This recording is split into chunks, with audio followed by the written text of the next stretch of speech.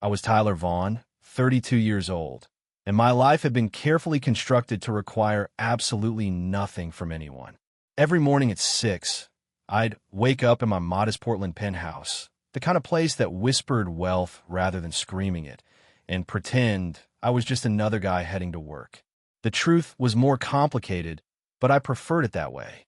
Most people who met me at Precision Auto Repair had no idea I was worth north of $50 million. They didn't know that 8 years ago, I'd sold a software security startup to a tech giant for an amount that made financial advisors salivate. They thought I was just Tyler, the guy who could diagnose a transmission problem by sound alone and didn't mind getting engine grease under his fingernails. I worked at the garage because I wanted to, not because I needed the paycheck that barely covered my coffee habit. The work was honest, straightforward, and came with zero emotional complications. Fix the car, collect payment, go home. No surprises, no drama. Exactly how I designed my life after everything fell apart 4 years ago. My penthouse reflected the same philosophy of careful distance. Minimalist furniture, no photographs on the walls, nothing that required care or reminded me of the family I'd walked away from when they showed me exactly who they were. I had money, sure, but I'd learned that wealth couldn't buy back the things that mattered. So I kept it quiet, kept my head down, and told myself that simple and uncomplicated was enough. That Tuesday evening started like every other. I pushed through my apartment door at 7:15, my lower back aching from spending the afternoon under a vintage Mustang. The smell of motor oil clung to my shirt despite it being my third of the day. I kicked off my boots, grabbed leftover Thai food from the fridge, and shoved it in the microwave. The machine hummed to life, and I stood there in the dim, recessed lighting, counting down the seconds until I could eat, shower, and collapse into bed. That's when my phone rang. The sound cut through the quiet like a gunshot. I glanced at the screen. Unknown number. Local Oregon area code, but not one I recognized. My thumb hovered over the decline button. I've been getting calls from investment advisors and wealth managers for years, people who somehow discovered my net worth and wanted a piece of it. I wasn't in the mood, but something made me hesitate. Maybe it was instinct. Maybe it was fate. Maybe I was just tired enough to make a different choice than usual. I accepted the call and lifted the phone to my ear. "This is Tyler. Mr. Tyler Vaughn." A woman's voice came through, crisp and professional, with an edge of irritation that immediately set my nerves on fire. "Yeah, that's me. Who's calling?"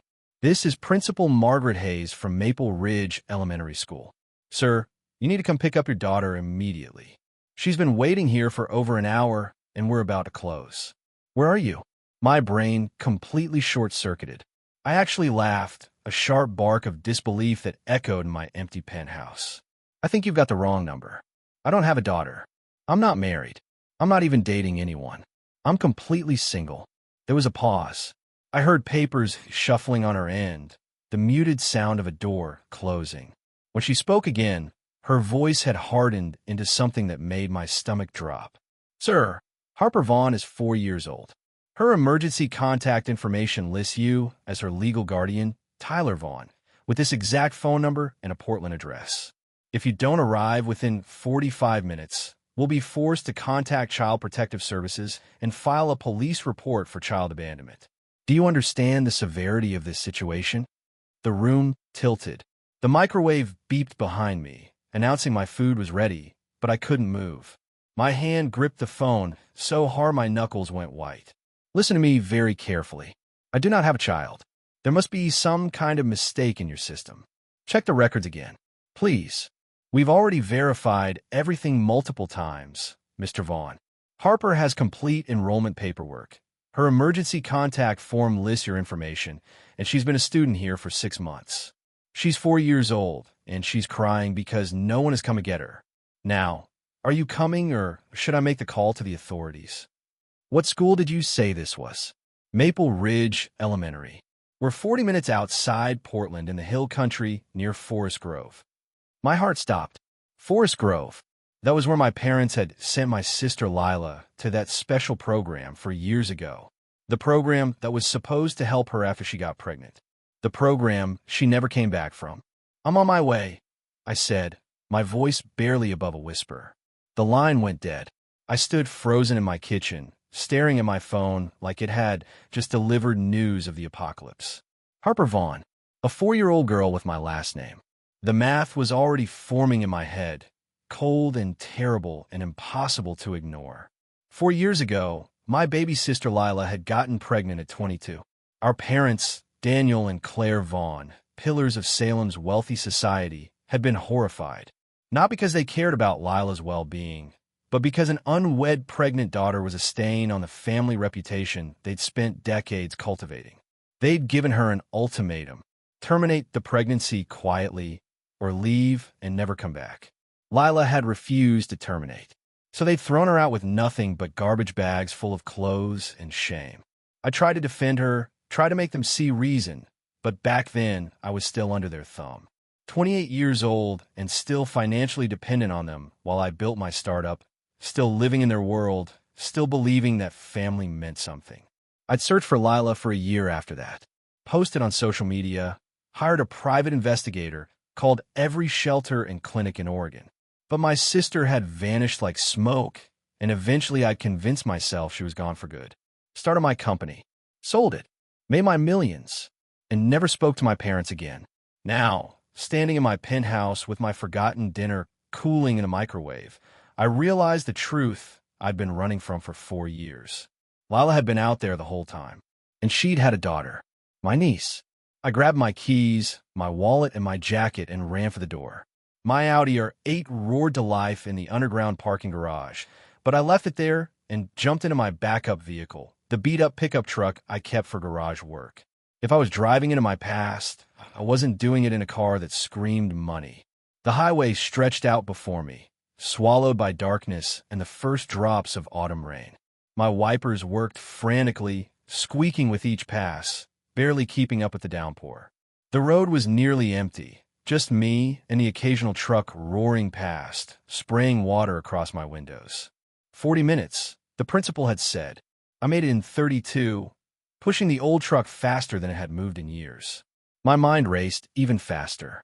Harper Vaughn, 4 years old. If Lila had given birth around the time she disappeared, the timeline matched perfectly. But why use my name? Why list me as the guardian when she'd vanished without a trace? Unless she'd been trying to protect her daughter. Unless listing me meant that if something happened to her, Harper would be safe. The thought made my blood run cold. I turned off the highway onto a winding two-lane road that cut through dense forest. The GPS led me past farmhouses and scattered developments until finally, through the rain and fog, I saw it. Maple Ridge Elementary, a single-story brick building with a small playground and a parking lot that held only 2 cars. Every window was dark except one near the front entrance, where warm yellow light spilled out onto the wet pavement. Through the glass doors, I could see a small figure sitting on a bench. My heart stopped. I parked, killed the engine, and sat there for a moment, my hands shaking on the steering wheel. Whatever was waiting for me inside, that school was going to change everything. I could feel it in my bones, that certainty that comes right before your entire world shifts on its axis. I stepped out into the rain, water immediately soaking through my shirt, and walked toward the entrance. The automatic doors slid open with a soft hiss. The little girl's head snapped up at the sound. Our eyes met, and I forgot how to breathe. She had the same dark curls that Lila had worn as a child, the same warm brown eyes that tilted slightly upward at the corners, the same delicate features that made strangers stop and comment. It was like looking at a photograph from 25 years ago, my baby sister at 4 years old, staring back at me across time. "Hi," she whispered, her voice so small and uncertain it nearly shattered me. "Are you Uncle Tyler?" Uncle. That single word confirmed everything. This child knew exactly who I was, even though I'd never seen her before in my life, which meant Lila had told her about me, had kept my memory alive somehow, even while staying hidden. Before I could respond, a door behind the reception desk opened and Principal Hayes emerged. She was a middle-aged woman with sharp eyes and graying hair pulled back in a tight bun, and she looked exhausted and deeply annoyed. "Mr. Vaughn, I presume?" I nodded, still unable to speak, my eyes locked on Harper. The principal walked to her desk and pulled out a manila folder, sliding it across the counter toward me with barely contained impatience. "This is Harper's enrollment file. I need you to sign the release form before I can let her leave with you." My hand shook as I opened the folder. The first page contained basic information that hit me like physical blows. Name: Harper Elizabeth Vaughn. Age: 4 years old. Date of birth: 4 years and 2 months ago. Mother's name: Tyler Vaughn. Emergency contact and legal guardian: Tyler Vaughn. My phone number: an address I didn't recognize. Attached to the second page was a photograph, slightly blurred and faded like it had been photocopied from an original. It showed a woman with long dark hair and exhausted eyes, standing in front of a rundown apartment building. Even through the poor quality, I recognized her instantly. Lila, my baby's sister. Alive, thinner than I remembered, older, carrying weight in her eyes that hadn't been there before. But alive. My vision blurred. I blinked hard, forcing back tears that had no business appearing in front of strangers. My throat tightened until I could barely breathe. For 4 years, I'd wondered if she was dead or lost or simply done with our family forever. For 4 years, I'd carried the guilt of not fighting harder to keep her safe. And all that time, she'd been out there, living, surviving, raising a daughter. "Mr. Vaughn," Principal Hayes's voice cut through my spiral. "I need your signature." I grabbed the pen she offered and scrawled my name across the release form, the letters barely legible through my trembling hand. The principal checked the signature, nodded curtly, and stepped back. "Harper, you can go with your uncle now." The little girl slid off the bench, her purple backpack nearly as big as she was, and walked toward me slowly. She stopped a few feet away, studying my face with those familiar brown eyes that held far too much caution for a 4-year-old. "My mommy said you'd come if something bad happened," she said, her voice barely above a whisper. "She said you always keep your promises." Something in my chest cracked, wide open. I knelt down to her eye level, forcing my voice to stay calm and gentle, even though everything inside me was screaming. "Hey there, Harper. I'm sorry I was late getting here. Let's get you somewhere safe, okay?" She nodded and reached out, slipping her small, cold hand into mine. Her fingers gripped me tightly, like she was afraid I might disappear if she let go. I stood up, thanked the principal through gritted teeth, and led Harper out into the rainy night. At my truck, I opened the passenger door and lifted her into the seat. She clutched her backpack against her chest, watching me with those careful, assessing eyes. I found an old fleece blanket wedged behind the driver's seat and wrapped it around her shoulders. "Are you warm enough?" "Yes, Uncle Tyler." Her voice was so quiet I barely heard it over the rain. I climbed into the driver's seat and started the engine, but I didn't drive away. Instead, I turned to her, keeping my voice soft and non-threatening. "Harper, sweetheart, I need you to tell me something really important. Do you know where your mommy is? Do you know where you live?" She nodded and reached in her backpack with small, careful hands. After a moment of searching, she pulled out a crumpled piece of paper. The edges were torn and dirty, the ink smudged from being handled too many times, but an address was scrawled across it in handwriting I would have recognized anywhere. Lila's handwriting. The same looping letters she'd used to write notes to me when we were kids, leaving them on my pillow or tucked into my school backpack. I took the paper with shaking hands and read the address. My heart stopped. It was in Portland, not some distant city or different state. Portland, less than 30 minutes from my penthouse. For 4 years, my sister had been living half an hour away from me, and I'd had no idea. I entered the address into my phone's GPS with fingers that wouldn't stop trembling. 28 minutes. That's all that stood between me and whatever truth I was about to crash into. "Okay, sweetheart," I said, my voice breaking slightly. "Let's go find your mommy." Harper nodded and settled back against the seat, her eyes already drooping with exhaustion. Within minutes, she'd fallen asleep, her small chest rising and falling with the deep, trusting breaths of a child who'd been taught that Uncle Tyler was safe. I pulled out of the parking lot and headed back toward Portland, my heart hammering against my ribs. The rain had slowed to a drizzle, and stars were beginning to appear through breaks in the clouds. I kept glancing at Harper in the passenger seat, this tiny person who'd upended my entire world in less than an hour. She looked so much like Lila it hurt. The same dark curls that would probably turn wavy as she got older. The same delicate features that photographs never quite captured properly. But there was something else there too, a quiet resilience in the set of her jaw, even in sleep, a strength that shouldn't exist in someone so young. What had this child been through? What had Lila been through? Why had my sister stayed hidden for 4 years instead of reaching out to me? The questions piled up faster than I could process them, each one more terrible than the last. The GPS led me off the highway and into a part of Portland I rarely visited. The kind of neighborhood where the streetlights worked sporadically at best, where chain-link fences surrounded empty lots filled with weeds and trash. The houses gradually gave way to apartment buildings, which gave way to industrial complexes and warehouses. The air smelled different here, heavy with exhaust and something sour I couldn't identify. This wasn't just poor. This was dangerous. In 500 feet, your destination will be on the right, the GPS announced in its flat mechanical voice.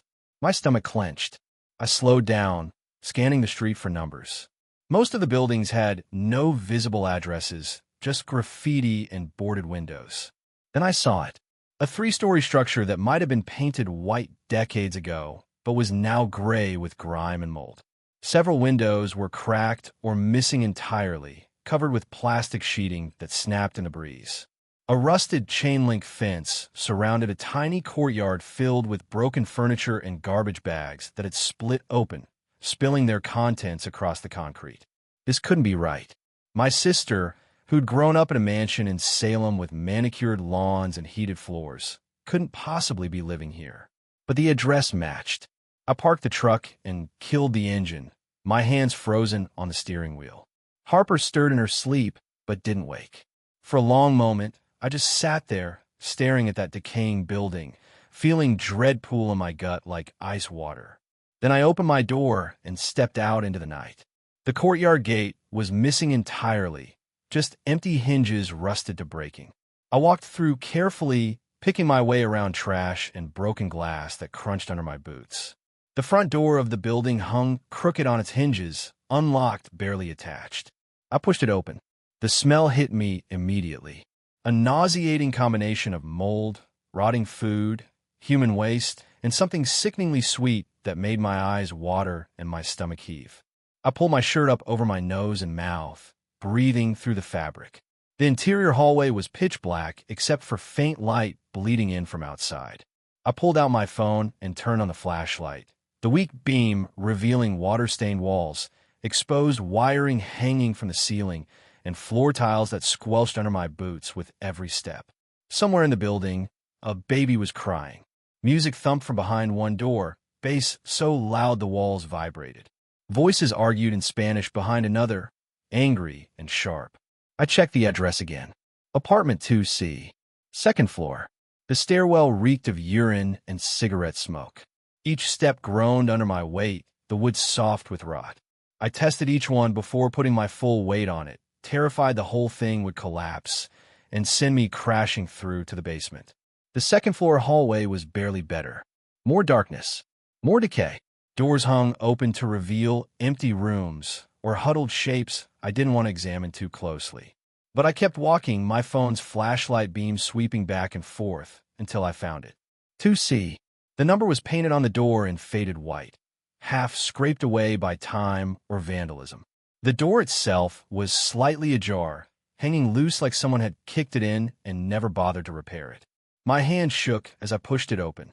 Lila. My voice came out strangled, barely above a whisper. No answer.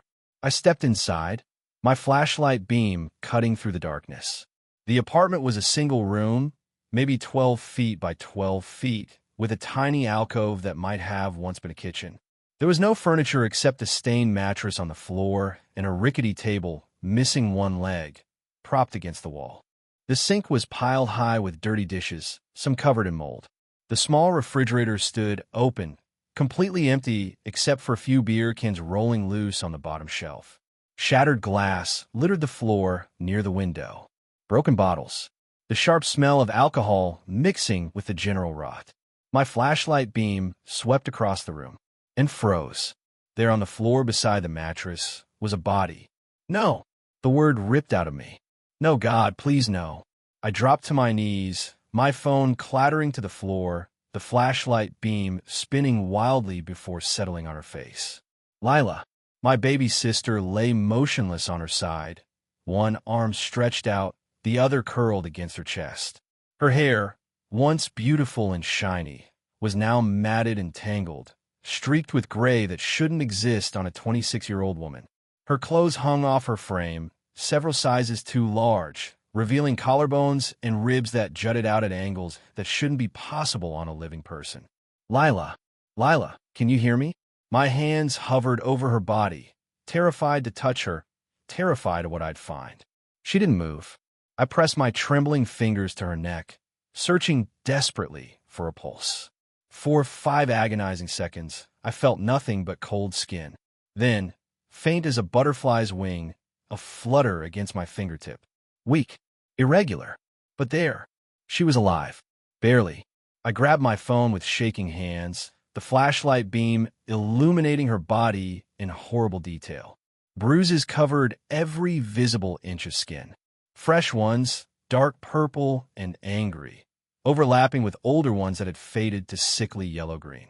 Her left wrist was swollen, bent at an angle that made my stomach turn. More bruises circled her throat in the unmistakable pattern of fingerprints. Someone had choked her. Her face was the worst. One eye was swollen completely shut, the skin around it black and purple. Her bottom lip was split, encrusted with dry blood. A gash across her cheekbone looked infected, red, and weeping. This wasn't an accident. This wasn't a fall or a single incident of violence. This was prolonged, systematic torture. The kind of violence that happened over and over until the victim stopped fighting back. My vision blurred with tears. I'd spent 4 years wondering where my sister was, if she was okay, if she'd forgiven me for not fighting harder when our parents threw her out.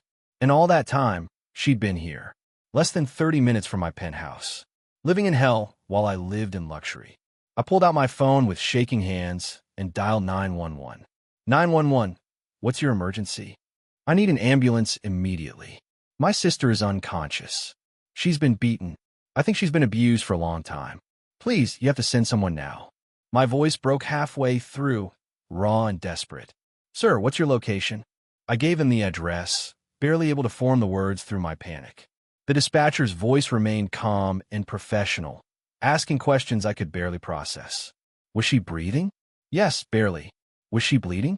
I didn't know. Had I moved her? No. Help is on the way, sir. Stay on the line with me. I set the phone down on speaker and turned back to Lila, carefully brushing a strand of matted hair away from her face. I'm here, I whispered, my voice breaking. I found you, Lila. I'm so sorry it took me so long. I'm so sorry. A tiny sound escaped her lips. Not quite a word, just a breath, but it was enough to tell me some part of her could hear me. Then I heard it. Small footsteps on the stairs outside. My heart stopped. Harper. I'd left her in the truck, but she must have woken up and followed me inside. She appeared in the doorway, still clutching her purple backpack, her eyes going wide as they landed on her mother's broken body on the floor. Mommy. Her voice cracked, high and desperate, and filled with a terror no 4-year-old should ever feel. Mommy, wake up. Please wake up. She started to run forward, and I caught her, wrapping my arms around her small frame before she could reach Lila. Harper, sweetheart, the doctors are coming. They're going to help your mommy, okay? But we need to let them work. No, she fought against me, her small fists pounding against my chest, tears streaming down her cheeks. Mommy needs me. I have to wake her up. Mommy, please wake up. Her sobs echoed off the bare walls, raw and heartbroken. The sound of a child who'd watched this scene play out before, who'd learned that sometimes Mommy didn't wake up. I held her tighter, my own tears falling into her dark curls, and carried her out of that nightmare apartment into the hallway. We sat on the top step of the stairwell, Harper curled in my lap, both of us crying.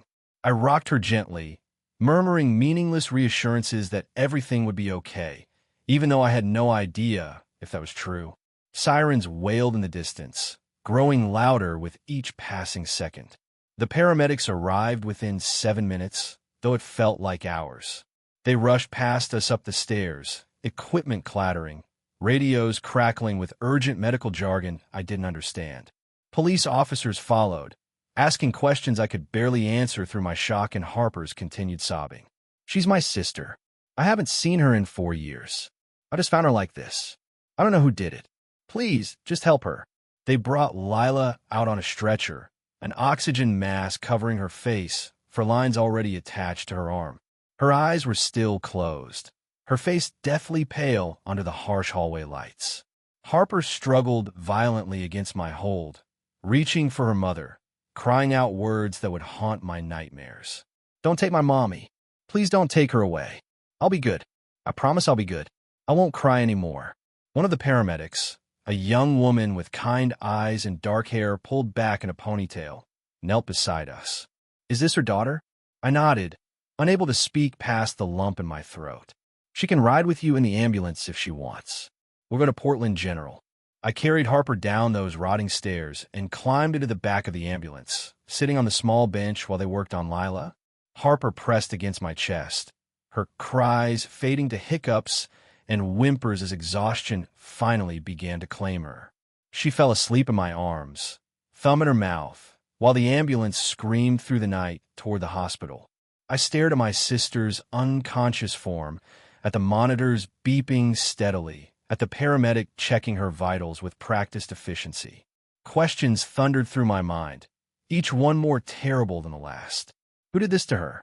How long had it been happening? Why didn't she call me? Did our parents know she was living like this?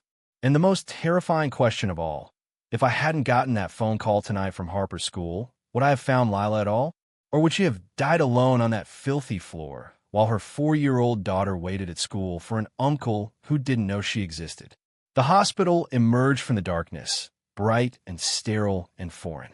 They wheeled Lila away immediately, nurses surrounding her stretcher, voices clipped and urgent. A social worker appeared to take Harper, but the little girl clung to me with a strength that defied her size, screaming when anyone tried to separate us. I'm her uncle, I told them, my voice hoarse and raw. I'm her legal guardian according to school records. I'm all she is right now. Please, just let her stay with me. They relented after checking the paperwork I'd gotten from Principal Hayes, leading us to a private waiting room with uncomfortable plastic chairs and outdated magazines. Harper wouldn't let go of my hand. We sat there in silence, her small body trembling against mine, while doctors worked to save my sister's life somewhere behind those locked double doors. Hours crawled by. Dawn crept through the windows, painting everything in weak gray light. Harper finally fell into a deeper sleep, curled across 2 chairs with her head in my lap. I stroked her hair mechanically, my mind numb with shock and grief and a rage so deep it felt like it might consume me from the inside out. I pulled out my phone and did something I hadn't done in 4 years. I called my parents' number in Salem. My father answered on the 3rd ring, his voice crisp and annoyed at being woken before 6 in the morning. Tyler, do you have any idea what time it is? I found Lila, Dad. Silence, heavy and cold. We agreed we wouldn't discuss her, he said finally, his tone hardening. She was nearly beaten to death. I found her unconscious on the floor of the slum apartment. She's been living in hell for 4 years while you and Mom pretended she didn't exist. More silence. I could hear my mother in the background, asking what was wrong. Dad's voice became muffled as he explained, then came back clear and sharp as a knife. That's unfortunate, but Lila made her choices. She knew the consequences. Rage flooded through me, hot and blinding, burning away the numbness. Her choices? You threw your pregnant daughter out on the street, and now you're saying it's her fault she was abused. She brought shame to this family. What happens after that is hers to bear. I won't be dragged into the consequences of her poor judgment. She has a daughter, Dad, your granddaughter. She's 4 years old, and she just watched her mother being taken away in an ambulance. A pause. Then, in a tone that made my blood run cold, getting beaten is just the price she pays for her decisions. Family honor is more important than individual mistakes. Don't call here again about this. He hung up. I sat there staring at my phone, my entire body shaking with fury. Harper stirred in her sleep, and I forced myself to breathe, to calm down, to not wake her with my rage. My mother called back 2 minutes later. I let it go to voicemail. Her message was brief, her voice thick with tears, but ultimately empty of anything useful. Tyler, please understand, your father is upset. This is difficult for everyone. Maybe in time we could discuss this, but right now we need space. Please respect that. I deleted it without listening to the end and blocked both their numbers. That was the moment I made a decision. My parents would face consequences for what they'd done. They didn't get to throw Lila away, refuse to help when she was dying, and walk away unscathed. But first, I had to make sure my sister survived. Finally, as the morning sun climbed higher in the sky, a doctor appeared. He was middle-aged with silver hair and tired eyes that had clearly seen too much suffering. He sat down across from me, his expression grave. "Mr. Vaughn," I nodded, carefully shifting Harper without waking her. "I'm Dr. Richard Mitchell. Your sister is stable now, but her condition is very serious." He paused, choosing his words carefully. "We've treated multiple injuries, including 3 fractured ribs, a broken wrist, severe contusions across her entire body, and significant malnutrition. She also has pneumonia from living in damp, moldy conditions and shows signs of chronic sleep deprivation." Each word landed like a hammer blow. I forced myself to keep breathing. Dr. Mitchell continued, his voice heavy with meaning. "The pattern of injuries we're seeing is consistent with prolonged domestic violence. The bruises are layered, old injuries beneath new ones. We found evidence of previously broken bones that healed incorrectly, suggesting multiple incidents over an extended period. Based on the scarring and the medical evidence, I'd estimate your sister has been suffering systematic abuse for approximately 3 years. 3 years. While I've been building my wealth, buying my penthouse, working at the garage for fun, my sister had been enduring hell less than 30 minutes away. Can I see her?" My voice came out barely above a whisper. "She's sedated right now, but you can sit with her. Room 304. I carefully lifted Harper into my arms without waking her and followed Dr. Mitchell down the sterile hospital hallway. The little girl murmured something in her sleep and settled against my shoulder, her breathing soft and even, trusting me completely. Room 304 was quiet except for the steady beeping of machines. Lila looked impossibly small on the hospital bed, dwarfed by white sheets and surrounded by monitors. Her face was clean now, revealing the full extent of her injuries. Both eyes were blackened, ringed with purple and blue. Her split lip had been treated, but still looked painful. Bandages covered her arms and neck, and 4 dripped steadily into her hand. I sat in the chair beside her bed, Harper still sleeping in my lap, and took my sister's hand in mine. It was cold, the bones fragile beneath paper-thin skin. "I'm here, Lila," I whispered. "I found you. And I swear to God, whoever did this to you is going to pay. I'm going to make sure of it." Her fingers twitched slightly in my grip. Not quite consciousness, but awareness. Some part of her knew she wasn't alone anymore.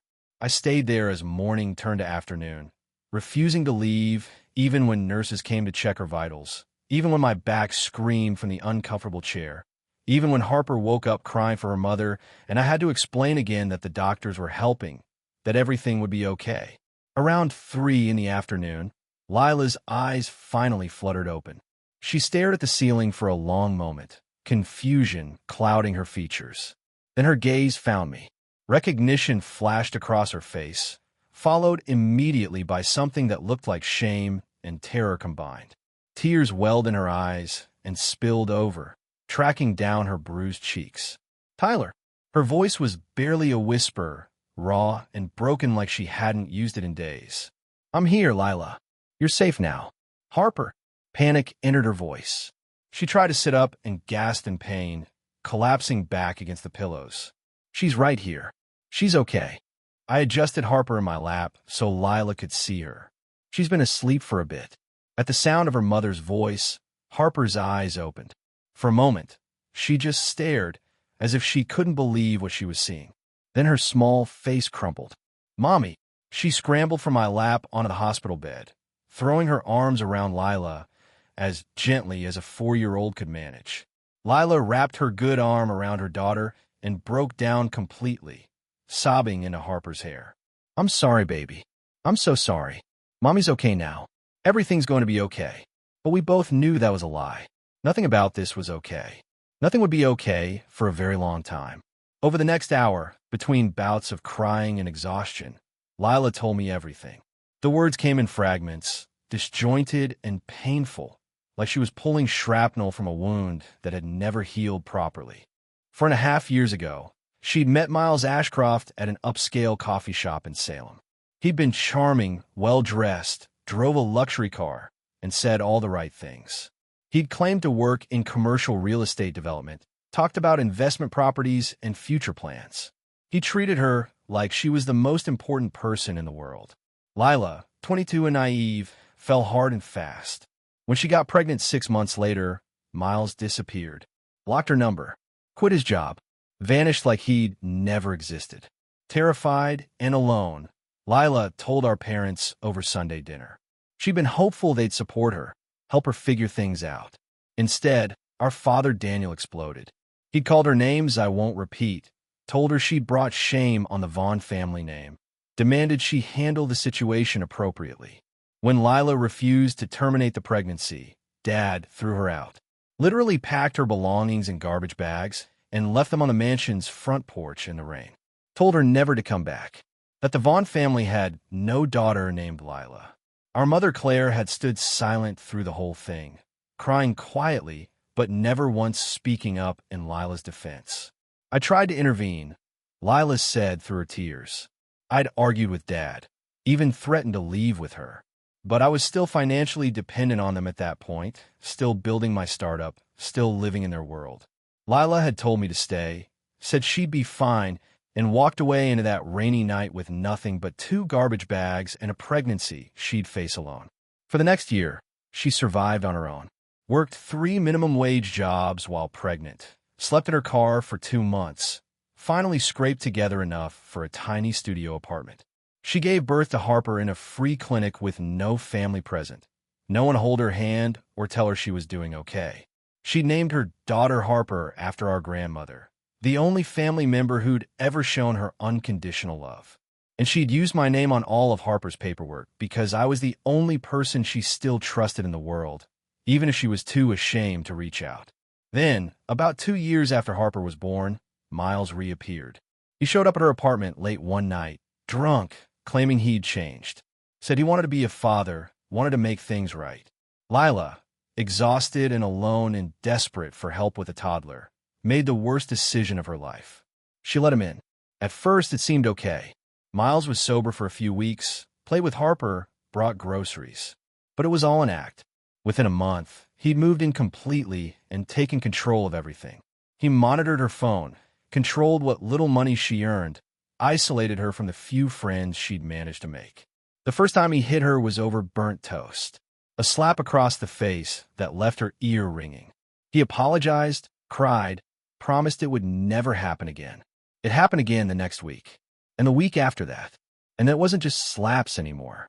For 3 years, Lila had endured systematic torture. Miles drank constantly, gambled away any money she earned, and beat her whenever the mood struck him. Sometimes because dinner wasn't ready. Sometimes because Harper cried too loud. Sometimes for no reason at all except that he was drunk and angry, and she was there. Harper had witnessed most of it, learned to hide in the closet when Miles came home drunk, learned that the world was a dangerous place where the people who were supposed to protect you were the ones who hurt you most. Lila tried to leave twice. Both times, Miles found her within hours and dragged her back, the violence escalating until she was too terrified to try again. He threatened to kill her if she went to the police, threatened to take Harper away, threatened to hurt me if she reached out to family. So she'd existed in hell, convinced she deserved it, convinced this was the price for her mistakes. The night I found her, Miles had shown up demanding money for gambling debts. When Lila told him she had nothing, he'd beaten her unconscious and left her on the floor to die. Harper had gone to school that morning like normal because Lila had taught her that no matter what happened at home, she had to pretend everything was fine. The school had tried to call Lila's disconnected cell phone first, then pulled my number as the listed guardian. Pure chance had saved my sister's life. By the time she finished talking, we were all crying. Harper clung to her mother's hospital gown, silent tears streaming down her small face. Lila looked at me with eyes full of shame and regret and fear. "I'm sorry I never called you, Tyler. I thought you hated me for destroying the family. I thought you'd moved on and forgotten about me." I stood up and carefully wrapped my arms around both of them, holding my sister and niece like I could shield them from everything they'd already suffered. "I never forgot you. I searched for you for a year, Lila. I never stopped wondering where you were. I'm so sorry. Don't apologize. None of this is your fault. You hear me? None of it." I pulled back to look her in the eyes. "But it ends now. Miles Ashcroft is going to prison for what he did to you. And our parents are going to face consequences for abandoning you. I promise you that." Lila's eyes widened with fear. "Tyler, Miles will kill me if I press charges. You don't understand how dangerous he is. He can't kill you from prison. And that's exactly where he's going." I kept my voice calm but firm. "I have money, Lila. More money than you know. I can hire the best lawyers. I can make sure you and Harper are protected. But you have to trust me. Can you do that?" She stared at me for a long moment, fear and hope warring in her expression. Finally, she nodded weakly. "Okay, I trust you." I squeezed her hand. "Then rest. Get better. I'm going to handle everything." The hospital kept Lila for 12 days. During that time, I took emergency leave from the garage, not that I needed the paycheck. I spent every day at the hospital, bringing real food to supplement the bland hospital meals, helping nurses, entertaining Harper in the waiting room with coloring books and simple games I bought from the gift shop. On the third day, I contacted the best criminal defense attorney in Portland.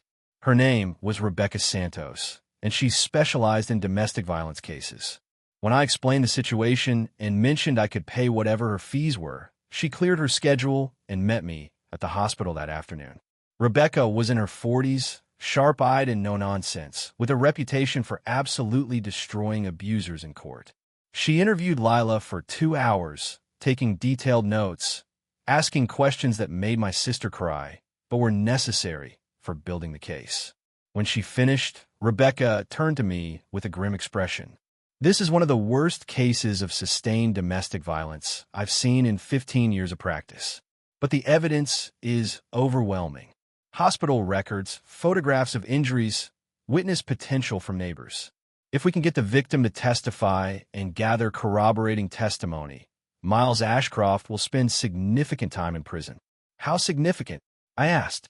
"With this level of physical evidence, previous patterns if we can find them, and child endangerment charges, we're looking at 10 to 15 years minimum." "Good. That was a start." Rebecca brought in Detective James Brennan from the Portland Police Bureau's Domestic Violence Unit. Brennan was a 20-year veteran with graying temples and kind eyes that had seen too much. He listened to Lila's story, photographed her remaining injuries, collected hospital records, and began building the foundation of a criminal case. "This isn't going to be easy, ma'am," Brennan warned Lila gently. "Domestic violence cases require extensive evidence and testimony. But with your hospital records and your willingness to testify, we have a strong foundation. The key is finding witnesses who saw or heard what happened." That afternoon, Brennan and I drove back to that nightmare apartment building where I'd found Lila. She stayed at the hospital with Harper, too afraid to return even with police protection. We went door to door on the second floor, identifying neighbors who might have seen or heard something. Most doors stayed firmly closed. The few that opened revealed frightened faces who took one look at Detective Brennan's badge and shut the door immediately. This was a neighborhood where cooperation with police was dangerous, where minding your own business was the only survival strategy that worked. We were about to give up when a door on the first floor cracked open. An elderly black woman with white hair and suspicious eyes peered out. "You looking for information about the girl in 2C? The one with the little daughter?" I froze. "Yes, ma'am. Do you know something?" She glanced around nervously, then opened the door wider. "I know plenty. Been hearing her scream almost every night for the past 3 years. Saw that devil drag her by the hair across the courtyard once, blood all over her face. Watched him throw furniture off the balcony in a drunken rage more times than I can count. Detective Brennan pulled out his notebook. Would you be willing to make an official statement, ma'am? The woman, who introduced herself as Iris Malone, hesitated for only a moment. Then she straightened her spine with dignity. I'm 79 years old, Detective. What's he going to do, kill me? I've lived long enough. Time to stand up against evil when I see it. Her testimony was devastating. She kept a detailed journal documenting dates, times, descriptions of violence. She called the police 3 times over the years, but no one had ever come, or when they did, they didn't take it seriously enough to investigate. That poor girl was trapped, Iris said, her voice shaking with emotion. And that baby, Lord have mercy, that baby saw everything. Heard her mother screaming and couldn't do nothing about it. 2 more neighbors came forward after seeing us with Iris. A young Hispanic couple who'd moved in a year ago and witnessed multiple incidents of Miles dragging Lila back into the apartment when she tried to leave. A single father whose son went to school with Harper before Lila had transferred her to Maple Ridge, trying to hide.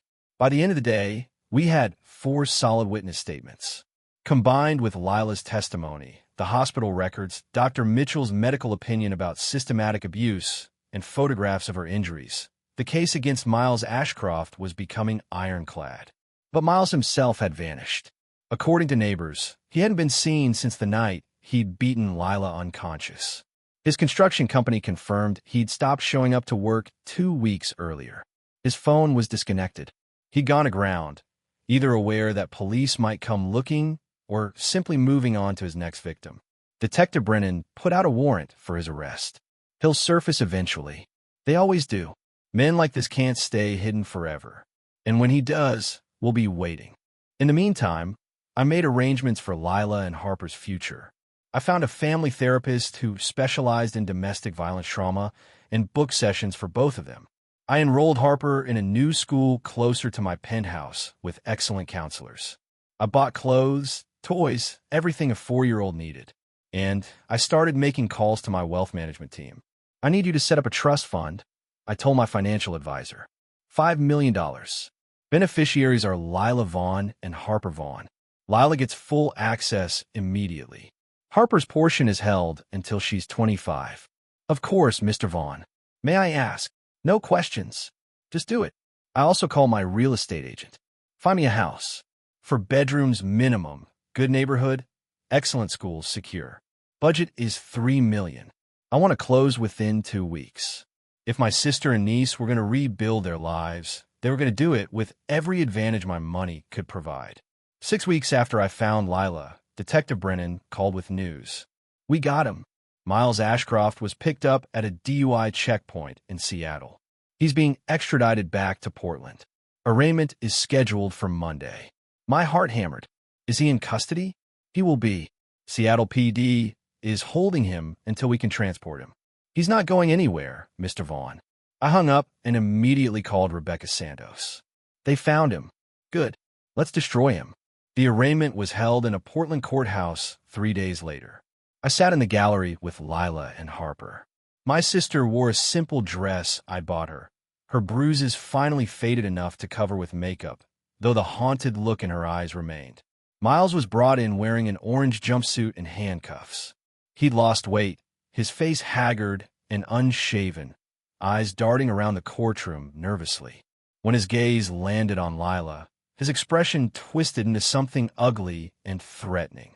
She gripped my hand so hard my fingers went numb, but she didn't look away. The charges were read aloud by the prosecutor, each one landing like a hammer blow. Assault in the first degree causing serious bodily injury. Multiple counts. Strangulation. Unlawful imprisonment. Child endangerment. Criminal threats. Harassment. Stalking. The list went on and on. Miles's face went from threatening to pale as he realized the severity of what he was facing. His public defender, a young man who looked like he'd rather be anywhere else, entered a plea of not guilty. Miles started to speak, voice rising, claiming Lila was lying, that she'd made everything up. The judge, a stern woman in her 60s, banged her gavel. Mr. Ashcroft, You will remain silent unless asked to speak. Bail was set at $250,000, an amount Miles couldn't possibly make, especially with his assets already frozen pending the civil suit I'd filed against him on Lila's behalf. As they led him away, Miles turned and looked directly at Lila. His lips moved silently. This isn't over. But it was. He just didn't know it yet. While Miles sat in jail awaiting trial, he managed to make things infinitely worse for himself. Through another inmate with a smuggled phone, Miles posted long, rambling rants on Facebook and Twitter. He claimed Lila was a cheater, that Harper wasn't even his daughter, that I was a sick pervert who'd stolen his family for depraved reasons. The posts were unhinged, contradictory, clearly the desperate ravings of a guilty man. But they spread anyway. People who didn't know the full story shared them. Tabloid websites picked them up, running sensational headlines. Oregon man claims brother seduced his partner. Family drama turns deadly. The truth behind abuse allegations. Millionaire accused of destroying working man's family. That last one was particularly galling since Miles had no idea about my actual wealth. To him, I was just the mechanic who'd interfered. My phone exploded with messages. Old acquaintances asking if the allegations were true. Strangers sending threats. Even my boss at Precision Auto called, concerned about the negative attention. Lila was devastated. The public scrutiny pushed her back into the shell of fear she'd been climbing out of. She stopped eating again, stopped sleeping, spent hours staring at nothing, convinced the world believed Miles's lies. That's when I decided passive justice wasn't enough.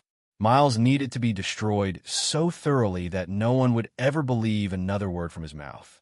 I hired the best private investigator in the Pacific Northwest, a former FBI agent named Thomas Wright. I gave him one instruction: find everything. I don't care what it costs. What Wright found was damning beyond my expectations. Miles Ashcroft wasn't even his real name. He was born Marcus Ashford in California. Changed his name legally after fleeing fraud charges in San Diego. He had arrests for assault in 3 different states under various aliases. 2 restraining orders from ex-girlfriends, 1 in California and 1 in Nevada. Evidence of embezzlement from a previous employer in Seattle. A string of bad debts and unpaid child support for a kid in Arizona he'd never met. The charming real estate developer Lila had met was completely fictional. The real Miles was a con artist and serial abuser who'd left a trail of destruction and broken women across the West Coast for over a decade. I gave everything to Detective Brennan, who added it to the already massive case file. Then I did something Miles hadn't anticipated. I called a reporter at the Oregonian named Jennifer Kim, someone I knew from a charity event a few years back. I gave her everything: the court documents, the arrest records, interviews with Miles's previous victims that Wright had tracked down. She ran a front-page expose. Serial abuser's decade-long trail of violence exposed. New evidence in Portland domestic violence case. The article was thorough, devastating, and backed up with ironclad documentation. It included photographs of court records, testimony from previous victims, and a timeline of Miles's crimes spanning 10 years. The public narrative shifted overnight. Suddenly, people weren't sharing Miles's posts anymore. They were sharing Jennifer's article. They were digging up his old mugshots.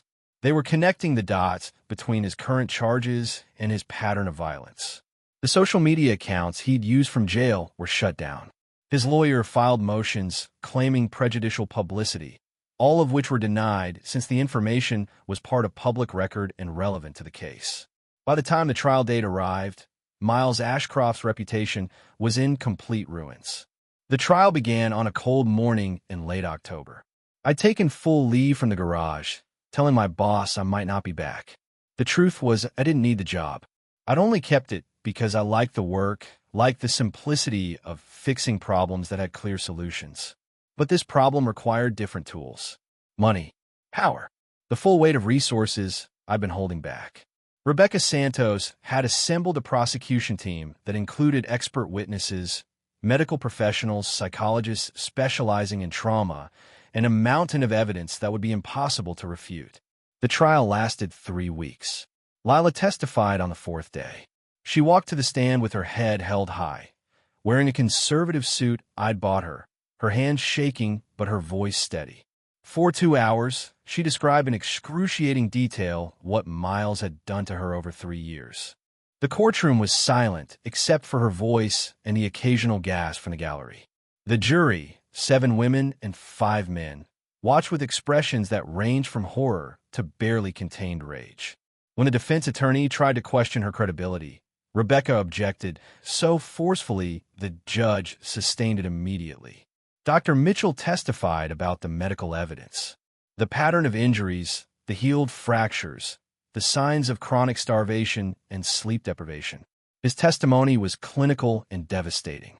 Harper's pediatrician testified about the psychological trauma the child had endured, developmental delays from chronic stress, night terrors, anxiety that manifested in physical symptoms. Iris Malone took the stand and read from her journal dates and times and descriptions that painted a picture of sustained terror. The other neighbors corroborated her testimony. Then came a bombshell. Thomas Wright had tracked down 3 of Miles's previous victims. Women who'd been too afraid to come forward before, but who agreed to testify when they learned about Lila. Their stories were eerily similar. Charm offensive, escalation to control, then violence that increased over time. One woman had permanent hearing loss from a beating.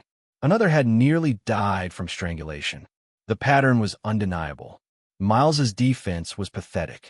His attorney tried to claim Lila was unstable, that she'd made everything up, that the injuries were self-inflicted or accidental. But every argument crumbled under cross-examination. The most damaging moment came when the prosecution played recorded phone calls Miles had made from jail.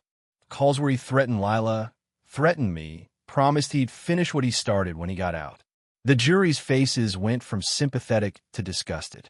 On the final day, Rebecca stood before the jury and delivered a closing argument that brought half the courtroom to tears.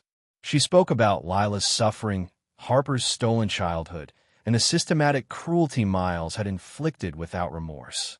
"This man is not a victim," Rebecca said, her voice ringing through the courtroom. "He's a predator, and predators belong in cages." The jury deliberated for 5 hours. When they returned, the 4 women stood and read the verdict. On the count of assault in the first degree, we find the defendant guilty. On the count of strangulation, we find the defendant guilty. Guilty, guilty, guilty. All 23 counts. Miles screamed that we'd framed him, that the system was corrupt, his face turning purple with rage. The bailiff had to physically restrain him as the judge banged her gavel. Sentencing came 2 weeks later. The judge didn't mince words. "Mr. Ashcroft, you are a danger to society and particularly to women. The evidence presented shows a decade-long pattern of violence, manipulation, and control affecting multiple victims. This court will ensure you cannot harm anyone else." 15 years in state prison. No possibility of parole for 12 years. Permanent restraining order prohibiting any contact with Lila or Harper for the rest of his natural life. Additionally, I'd won the civil suit, resulting in a judgment of $800,000 against Miles, though he had no assets to seize. The judgment would follow him forever. When the bailiff led Miles away, he was still screaming, claiming we'd all lied, that he was innocent. But his voice faded behind the heavy courtroom doors, and then he was gone. Lila collapsed into my arms, sobbing with relief so profound her entire body shook. Outside the courthouse, reporters swarmed. Cameras flashed. Questions flew from all directions. I shielded Lila and Harper, guiding them to my Audi, which I'd finally brought out of hiding. The coverage was extensive and exactly what I'd hoped for. Local news ran segments. National outlets picked up the story. The narrative that emerged was perfect. A brave woman surviving years of horror, a protective brother who refused to give up, and a justice system that, for once, worked exactly as it should. But there was another layer to the story that the media found irresistible, and I'd made sure they would. The day after Miles' sentencing, the Oregonian ran a follow-up story. This one I'd orchestrated carefully through Jennifer Kim. The headline read, Victims' parents refused to help despite knowing of abuse. Wealthy Salem couple chose family honor over daughter's life. The article detailed how Daniel and Claire Vaughn had thrown their pregnant daughter out of their Salem mansion, how they'd refused to help even when contacted about her hospitalization, how they prioritized their social reputation over their daughter's safety and their granddaughter's welfare. Jennifer had done her homework. She'd interviewed neighbors in Salem who confirmed the Vaughns' cold dismissal of Lila. She'd obtained copies of the voicemails my father had left where he called Lila's abuse the price she pays for her decisions. The article included direct quotes from my father's phone call. "Getting beaten is just the price she pays. Family honor is more important than individual mistakes." The backlash was swift and absolutely brutal. Salem's high society turned on my parents like sharks scenting blood. The country club, where my father had been a member for 30 years, quietly revoked his membership. Business associates stopped returning his calls. My mother's charity organizations asked her to step down from board positions. Their neighbors, people they'd known for decades, stopped speaking to them entirely. Someone spray-painted child abandoners on their mansion's front gate. The local Salem newspaper ran an editorial condemning parents who value appearance over their children's lives. My father's engineering firm, where he'd been a senior partner, asked him to take early retirement. The firm didn't want the negative publicity. Within a month, Daniel and Claire Vaughn had gone from respected pillars of Salem society to pariahs. Their carefully constructed reputation, the thing they'd valued more than their own daughter, crumbled into dust. My mother called me crying, begging me to make it stop, to tell the media they weren't monsters. I listened to her voicemail and deleted it. My father sent a curt email demanding I publicly defend them, threatening legal action for defamation. I forwarded the email to Rebecca Santos with a note. "Add this to the evidence file for the civil suit I'm filing against them. They made their choice 4.5 years ago when they threw Lila out in the rain. Now they could live with the consequences." While my parents' world burned, I focused on building a new life for Lila and Harper. The house I bought was in a beautiful neighborhood in the West Hills of Portland. 4 bedrooms, 3 bathrooms, a large backyard with mature trees, and a security system that would make Fort Knox jealous. I paid $2.8 million in cash, closing in 10 days. Moving day was controlled chaos. Lila directed traffic, while professional movers hauled in furniture I'd had delivered. Harper ran through the empty rooms, her laughter echoing off the walls, declaring which room would be hers and how she'd decorate it. I'd hired an interior designer to work with Lila, giving her complete control over how the house looked. For the first time in years, my sister had choices. She could pick paint colors, furniture styles, art for the walls. She could build a home that was actually hers. The first night in the new house, we sat in a backyard on comfortable patio furniture, watching the sunset paint the sky in shades of orange and pink. Harper was inside, already asleep in her new bed with the princess canopy she'd chosen. Lila sipped tea, her face peaceful in a way I'd never seen before. She'd gained healthy weight over the past months. The darkness under her eyes had faded. She smiled more often, laughed at Harper's silly jokes, made plans for the future. "Thank you," she said quietly, "for everything, for not giving up on me. You're my sister. I'll never give up on you." She was quiet for a moment, then asked the question I'd been waiting for. "What happens now? With Mom and Dad?" I'd thought about this extensively. The anger had faded somewhat, replaced by something colder and more permanent. They made their choice. They can live with it. If they want to be part of our lives again, they need to earn it. Real apologies, real change, real amends. Not just words because they're embarrassed. Do you think they will? Honestly? No. Dad's too proud. Mom's too afraid of him. But I'm leaving the door open a crack. Just not very wide. Lila nodded slowly. I can live with that. Right now, I need to focus on the family I have, not the one I lost. 2 weeks later, a package arrived from Salem. Inside were old family photographs, letters Lila had written home before the pregnancy that our mother had apparently saved, and a brief note in Mom's handwriting.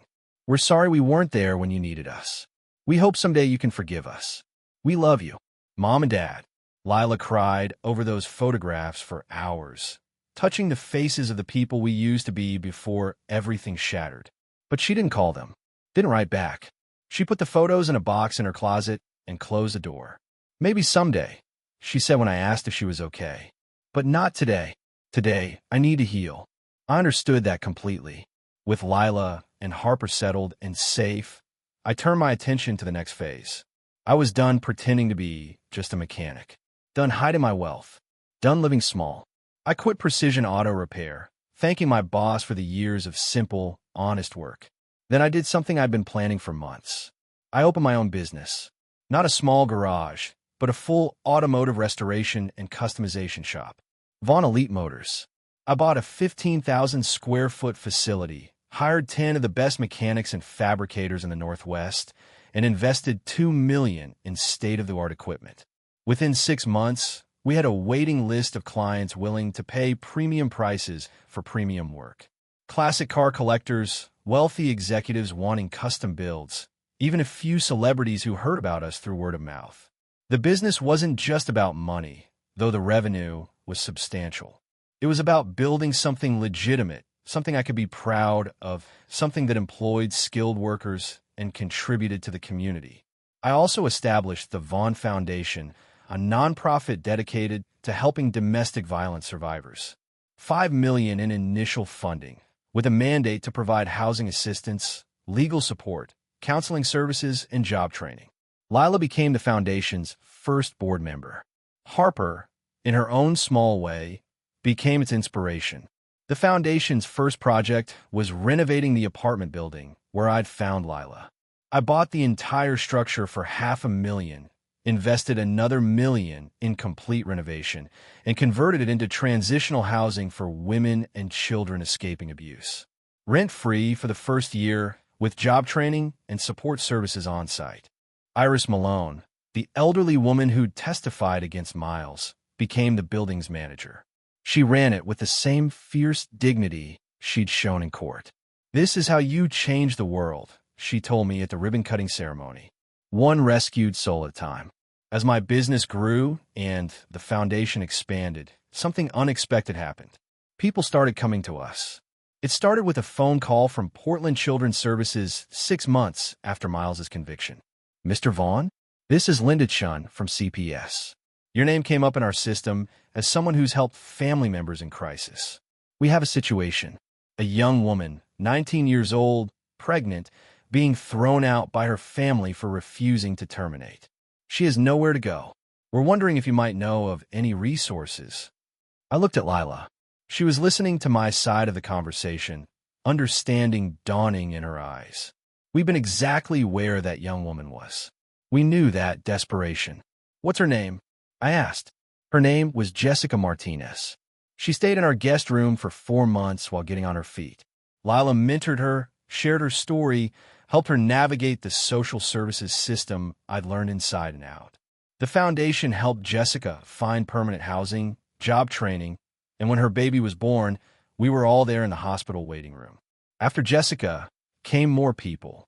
A young father named David escaping an abusive relationship with his 2-year-old son. A teenage girl aging out of foster care with nowhere to turn. A woman in her 40s finally leaving her husband after 20 years of violence. Our house became a revolving door of broken people putting themselves back together. It wasn't always easy. Some struggled. Some left and fell back into old patterns. But some, like Lila, transformed. Found jobs. Built lives. Became the people they were meant to be before trauma derailed everything. Harper grew up surrounded by this rotating cast of survivors. She learned empathy, resilience, and the truth that family isn't defined by blood, but by who shows up when you need them most. On her 6th birthday, she told me she wanted to be a therapist when she grew up. So I can help people like Mommy. So nobody has to be alone and scared. I hugged her tight and knew we'd done something right. 3 years after I found Lila, I stood in my backyard watching the sun set over Portland. The house had expanded with a 2nd-story addition to accommodate more space. The yard had a swing set now. Flower beds Lila maintained with almost religious dedication, and a fire pit where we gathered on cool evenings. Lila was inside helping with dinner, her laughter drifting through the open windows. She'd gotten a job she loved at a local bookstore, working with customers and organizing community events. She'd started dating someone, a kind man named Robert who treated her like she was made of precious things and understood patience. Harper was at the table doing homework, tongue stuck out in concentration, already reading at a third-grade level despite being only 7. She was thriving in school, making friends easily, her natural warmth and resilience shining through now that fear no longer defined her world. 2 of our current foundation guests, a mother and her young daughter escaping violence, sat on the porch talking quietly about their plans for the future. My phone buzzed. A message from Detective Brennan. Thought you want to know. Miles Ashcroft denied parole. Behavior problems in prison. Won't be eligible again for another 4 years. He's exactly where he belongs. I smiled and deleted the message. Miles was rotting in a cell, his reputation destroyed, his future erased. Meanwhile, his victims were thriving. That was the best revenge of all. My phone rang. My wealth manager. Mr. Vaughn, I wanted to update you on the Foundation's financials. We're up to $12 million in assets, serving over 200 families annually. The transitional housing project is at full capacity with a waiting list. Your investments are performing exceptionally well. At current growth rates, you'll break $100 million in net worth within 3 years. I listened to the numbers, but they felt abstract. Money was just a tool. What mattered was what you built with it. Increase the Foundation's annual budget by $2 million, I said. I want to open a second transitional housing facility and start looking at scholarship programs for children of domestic violence survivors. Of course, sir. Anything else? No, that's all. I hung up and walked back toward the house while my real wealth waited. A sister who was finally healing. A niece who would never know the fear her mother had endured. People who'd found safety and second chances. Everything had changed because I'd answered one phone call. Because I'd driven through the rain when it would have been easier to ignore it. Because I'd chosen to show up, even when I didn't know what I was showing up for. 5 years after that first phone call that changed everything, I stood in the conference room of Vaughn Elite Motors, looking out over the city. My business had grown beyond my expectations. 3 locations now, over 50 employees, revenue in the tens of millions. But that wasn't the legacy I was proudest of. The Vaughn Foundation had helped over 1,000 families. We'd opened 4 transitional housing facilities, established a legal aid clinic, created job training programs that had a 90% placement rate. Lila ran the foundation full-time now, drawing a proper salary, using her experience to help others navigate the same hell she'd survived. She'd become a powerful advocate, testifying before the state legislature on domestic violence legislation, speaking at conferences, sharing her story to help others. She'd married Robert 2 years ago. A small ceremony in our backyard. Harper as the flower girl, tears of joy instead of pain. Harper was 9 now, confident and bright, with Lila's warmth and a strength all her own. She volunteered at the foundation on weekends, reading to smaller children, helping organize donations. She still wanted to be a therapist, still carried that deep empathy that came from understanding suffering. As for my parents, they tried to reconcile exactly once. 18 months after Miles's conviction, they'd shown up at the house unannounced. My father had aged significantly, his face drawn, shoulders stooped. My mother looked fragile, diminished. They'd apologized, claimed they'd made mistakes, asked to meet their granddaughter. Lila had stood in the doorway, looked at them for a long moment, and said, "I appreciate the apology, but I'm not ready to let you back into our lives. You chose your reputation over my safety, over Harper's safety. That's not something I can forgive with words. If you want a relationship with us, you need to prove you've changed. Volunteer at a domestic violence shelter. Donate to organizations that help people like me. Show through your actions that you understand what you did wrong. Then maybe in a few years we can talk." They'd left looking shell-shocked. 6 months later, I received a notice that they'd donated $500,000 to the Vaughn Foundation. My mother had started volunteering at a women's shelter in Salem. My father had publicly spoken about his failures as a parent in an interview with the Oregonian. It wasn't enough. Not yet. But it was a start. Lila still hadn't contacted them, but she'd kept the photographs they'd sent. And sometimes, late at night, I'd find her looking at them, touching the faces of her younger self and the parents who'd failed her. Maybe someday, she'd say, but not yet. That evening, I hosted a dinner at the house. 20 people crowded around our expanded dining table. Lila and Robert. Harper. Jessica Martinez and her 5-year-old son, both thriving. David and his now 7-year-old daughter. Iris Malone, still managing the transitional housing. Rebecca Santos, who'd become a close friend. Detective Brennan and his wife. We ate and laughed and told stories. Harper performed a song she'd learned in school. Jessica announced she'd been accepted to community college. Iris shared updates on the residents at the housing facility. This was family. Not the one I'd been born into, but the one we'd built from the ashes of what broke. After dinner, after everyone had left, I stood in the backyard with Lila. Harper was asleep inside, curled up in her room, surrounded by books and stuffed animals and all the security of childhood that was finally, blessedly normal. Do you ever think about where we'd be if you hadn't answered that phone call? Lila asked quietly. I thought about it. About the parallel universe where I'd declined the call, where Harper had gone into the system, where Lila had died alone on that filthy floor. Every day, I admitted. And every day, I'm grateful I picked up. Me too. She leaned her head on my shoulder. Thank you for not giving up on me. For showing up when I couldn't ask for help. You're my sister. I'll always show up. We stood there in comfortable silence, watching the stars emerge over Portland. Somewhere in the city, my foundation was helping families find safety. My business was providing good jobs. The people I loved were safe and healing. I'd started my adult life with $50 million and no idea what to do with it. Now I knew. Money wasn't the goal. It was the tool that let you show up for people when they needed you most. It was the tool that let you build something that mattered. It was the tool that let you turn tragedy into transformation. And standing there in my backyard, surrounded by evidence of lives rebuilt and futures reclaimed, I finally understood what wealth really meant. It wasn't the penthouse or the cars or the investment portfolio. It was this: the ability to answer the phone when someone needed help. The resources to turn "I can't help" into "I can and I will." The power to make sure that suffering didn't have the final word. My phone rang. Unknown number. I looked at the screen, then at Lila. She nodded. I answered. This is Tyler Vaughn. Mr. Vaughn? This is Portland Police. We have a situation. A woman and her 2 children escaped an abusive situation tonight. They have nowhere to go.